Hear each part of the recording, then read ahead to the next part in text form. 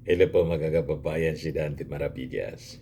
Matapos pong kasuhan ni dating Senador Antonio Trillanes si Digong at saka si Bongo, kinasuhan ng plunder sa pag-corner po ng bilyon-bilyon na project sa DPWH.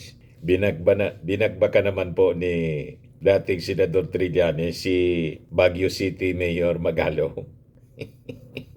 Ayan ba? Report ng Billionaire News Channel. Trillanes says Magalong's anti-corruption crusade just pure posturing. Lahat porma. Sabagay po. Tama naman po. Talagang lahat porma naman lang si Magalong. Sige lang po ang daldal sa media. Sige pasikat. M-Territorics, sumasakay lang po sa kampanya ng ating Pangulong Bongbong Marcos laban sa corruption sa DPWH. Yan o, sabi ni Trillanes, puro man lang anya posturing ang sinasabing anti-corruption drive ni Magalong. This after the local chief executive refused to name those allegedly behind the 36 billion pesos na rocknetting scam in Benguet Province. Ayaw man niyang pangalanan. Sige man lang ang daldal ni Magalong. Nakasama pa yung ating Pangulo nang mag-inspeksyon mga kababayan ng rocknetting. At saka yung nagiba mga kababayan, yung nagiba pong rockshed project doon sa Benguet. Ito, kasama dyan si Magalong sa inspection mga kababayan. Tapos nakita ng Pangulo yung rocknet na sabi overpriced. Timing si Magalong. Ito yung sinasabi ni Trillanes mga kababayan na sige man lang ang posturing. Wala man pinapangalanan kasi ang sabi mga kaibigan niya. Yan ang sinasabi natin eh. Sabi dito sa balita ng Billionaire News, Trillanes also blasted Magalong for his failure to file even a single case against those involved in the multi-billion peso flood control scandal despite styling himself as a crusader against corruption. Sabi ng dating senador, for somebody who's posturing as anti-corruption crusader, ni wala pa nga siyang napafile na kaso. Di ba? It was just pure posturing lang, sabi ni Trillanes. So sabi ng dating senador, si Magalong niya had previously hinted at those supposedly behind the flood control mess, but said such a statement had turned out to be mere motherhood remarks. Wala siyang ebidensyang nakuha, di ba? O ano ngayon ang sinasabi niya? What good is he in all these issues na dumalabas ngayon? Hindi tulad kay Trillanes, talagang desidido. Pinailan po sa ombudsman ng plunder case si Digong, tapos si Bongo. Yan ang totoong anti-corruption crusader po. May laman ang sinasabi at suportado ng aksyon. Hindi lang laway. Si Magalong po, general. Sige lang ang laway. Laway dito, laway doon. Kaya yung maniniwala pa sa mga kwento ni Magalong, iwan ko lang, may nang nilalang din. Idiot.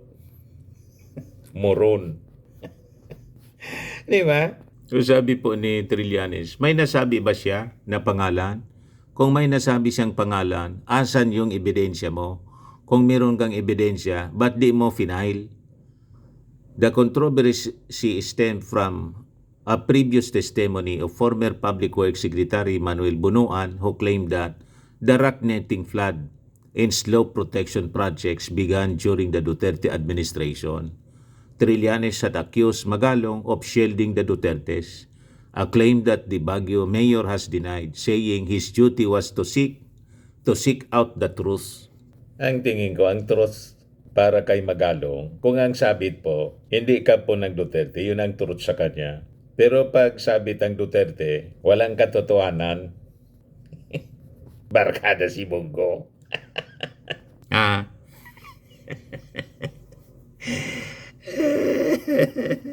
May anti-corruption crusade na ganyan. Post mismo ito, Senator Bongo ibalik sa Senado. Maraming salamat, Baguio City Mayor Benjamin Magalong, sa inyong taos-pusong pagsuporta at pag-endorso Sama-sama tayong magserbisyo para sa mga Filipino. Number 28 sa balota, go, Bongo. Tapos si Bongo, pinailan po ng plunder case. Kasama si Digong ni Trillanes. Sabi ni Trillanes, na yung construction company ng tatay ni Bongo, pati yung kapatid, nag-corner po ng approximately 6.95 billion in government contracts. Government infrastructure projects from 2016 to present, which consist of over 200 projects, mostly in the Davao region.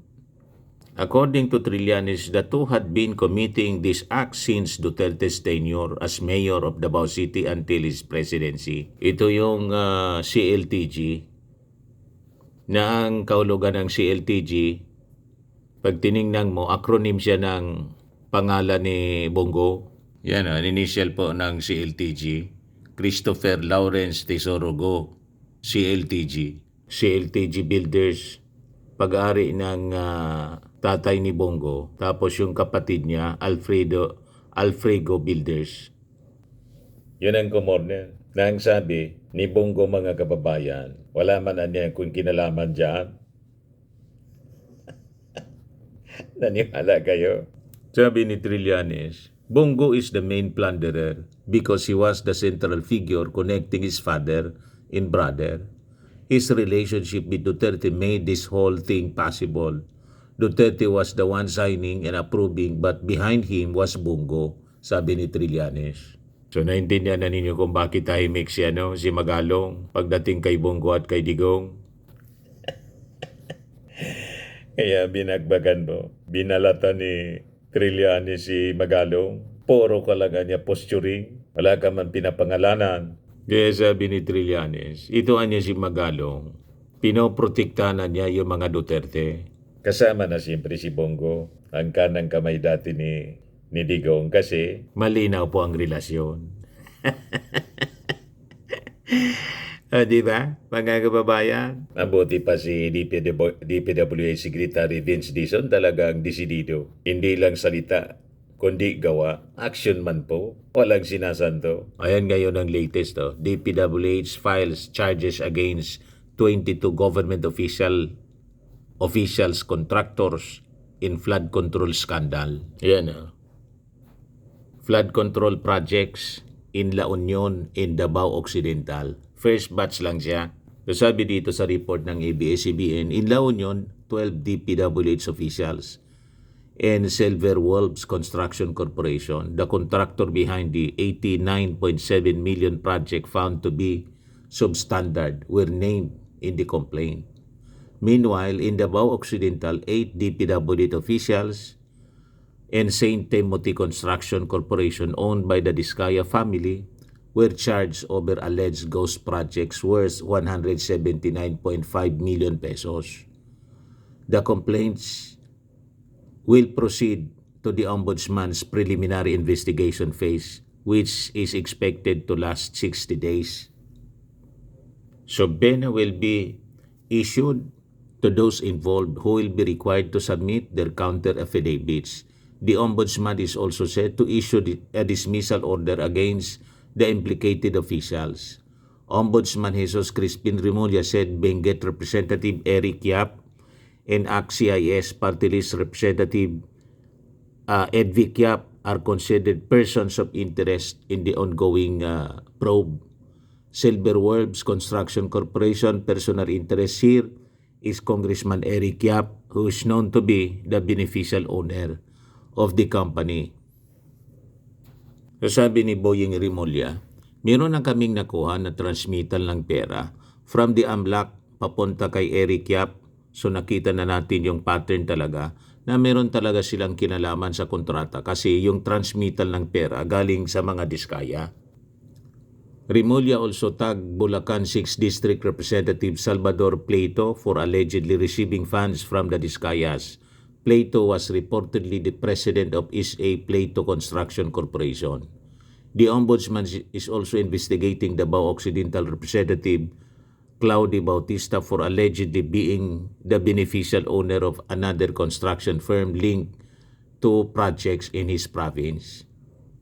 Yan sabi ni Boyeng Rimulya, may mga congressman na gusto lang nilang manahimik. Di na nila gagawin ulit. Magsasali sila ng mga contracts kung saan nag-contractor sila. Yung restitution, mga kababayan, yung mga ninakaw, ibabalik nila. Pero si Marcoleta ayaw po ng restitution para sa Diskaya. Hindi natin maintindihan kung bakit ayaw ng restitution na si precondition. Bakit ayaw mong ibalik yung mga ninakaw? Dinidibati po ni Marcoleta, yung taga-DOJ.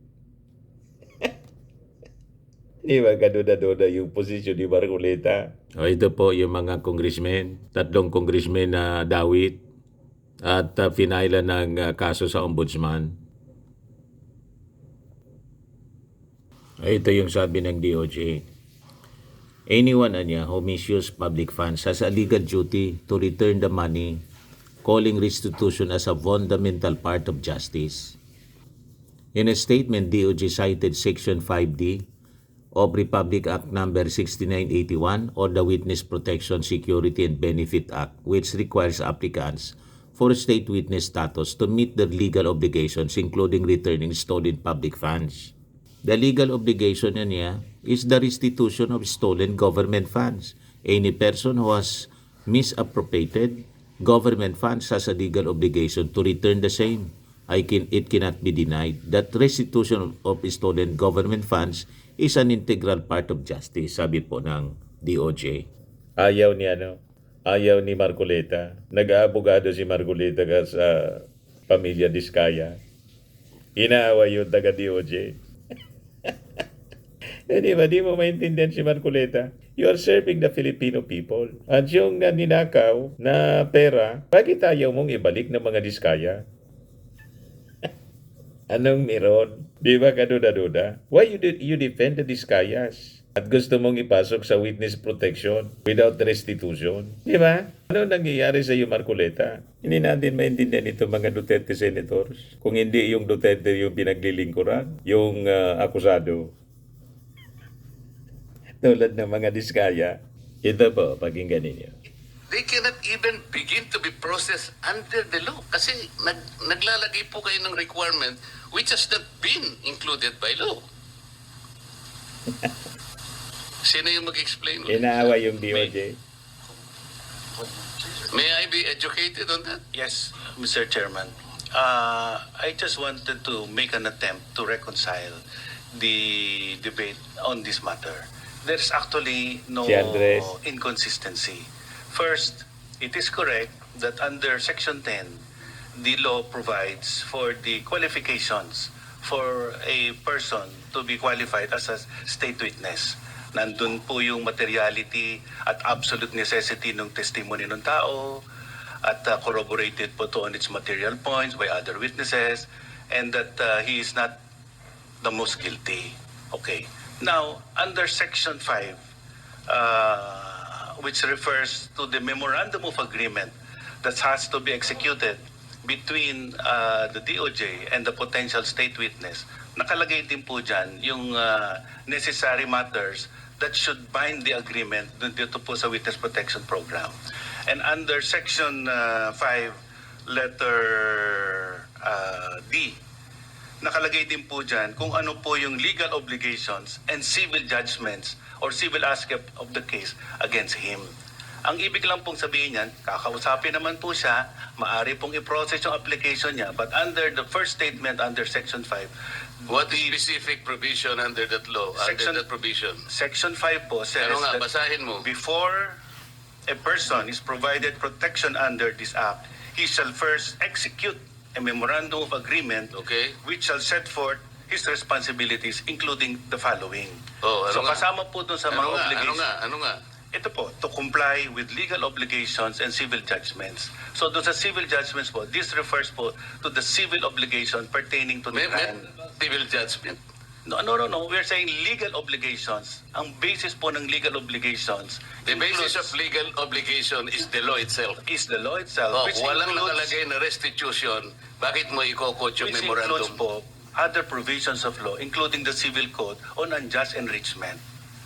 Oh, Kasama malinaw. po yan. Every law should be read consistent and harmoniously Paano mo nga with other i-apply provisions yun, of the even law. the civil code? How can you apply?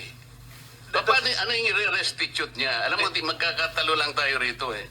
Hindi ho. The Ay, DOJ naman is in a position to Marcoleta. even calculate how much the applicant should restitute before he can be processed under the application. I'm making a distinction po between process and enjoying the benefits under this act. So, ipoprocess na po yan dahil matagal po naman ang paraan para malaman at matuntun ang lahat ng civil Wala pa nga obligation. pong statement whether or not meron nga sila. Wala pa tayo eh. Kailangan po natin makuha ang mga statement ng mga potential witnesses. Kailangan pong evaluate, kailangan pong malaman Doon sa, kung ano po doon sa yung- memorandum na ang- sinasabi mo, Ayaw Yusek, makinig si sinasabi Marcoleta. restitution. Opo, kasama po. Sinasabi dyan? Ang gusto Hindi, niya, ang ipasok word po agad, dito ay walang civil ibabalik and na legal pera. obligations. Understood po na Yung mga legal diskaya obligation sa has many witness sources. protection, Saan ang Kasama gagaling po- ang obligation? The law does not provide restitution in the first place. Inaaway That is very yung simple. DOJ. Legal obligation po has a Huwag specific kayong definition. mag-imagine ng argument, Yusek. Magtatagal lang tayo rito. This is very simple enough. Apo. Anyway, ang sinasabi ko lang Kapag po, ka ba hindi provided ng batas, magiging reasonabling obligation under the provision you're quoting? we are saying that legal obligations is defined under You the law. cannot And legal even, obligations you includes cannot unjust use, enrichment. your opinion will even matter here. That's your opinion. Ang pinag-uusapan natin is the requisite of law. Thus, the maxim expressio unius est exclusio alterius ring a bell to you? Alam po natin yun. Ang O anong sinasabi ibig ko po, sabihin nun? ang what is expressed excluded is not included. Kaya nga. You are including an opinion which was not expressly enumerated under Section 10 of the law. Hindi. We submit, Your Honor, that a witness can be processed under this program, Ang but he cannot tawag namin kay receive any Marcoleta, of the ang benefits as pag-ugali niya, stated in Section paltarason, 5 unless the matter referring to legal Nag-abogado obligations kay is Diskaya. reduced into writing in a memorandum. So, Yan Mr. po ang Chair, posisyon namin. the opinion of the USEC is trying to supplant the very clear and categorical provision of law. We submit, Your Honor, we're just reading the text of Section 5. Prosecutors, 80.5%. So dito mas mataas talaga. So dito mas mataas talaga yung success if you will use the WPP. Hindi nga ako, nagtataka nga ako kung bakit averse kayo dun sa pag-process dun sa samantalang wala namang nilalagay na restitution, ipipilit nyo para lang hindi sila makover ng program. ang kulit ni So, ano mangyayari Marcoleta. sa batas natin? Ayaw niya You will ibalik. insist on an opinion Bakit ayaw mong supplanting the ibalik requisites muna? categorically provided by law. Ay, hindi talaga makakapaprocess. So pinipili Yung nyo gusto perang nyo i-process. ninakaw, ayaw Paano ibalik. natin- Sila lamang ang nakapag-identify initially ng 17 congressmen. At doon sa kanilang mga testimony, lumalabas na rin ang pangalan ni Saldico and Martin Romualdez. Ngayon, kung ayaw ninyong bigyan sila ng protection under that law, kaya siguro umayaw na sila sa ICI. So what is their status now with the DOJ? Are you insisting that they restitute? How much? How do you compute it?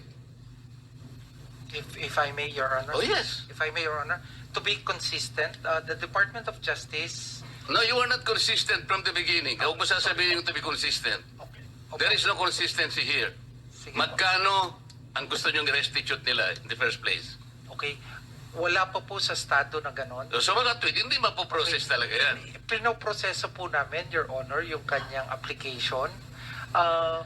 How can you process the application, Mr. Chair, if you're providing another requisite which is not even written in the law?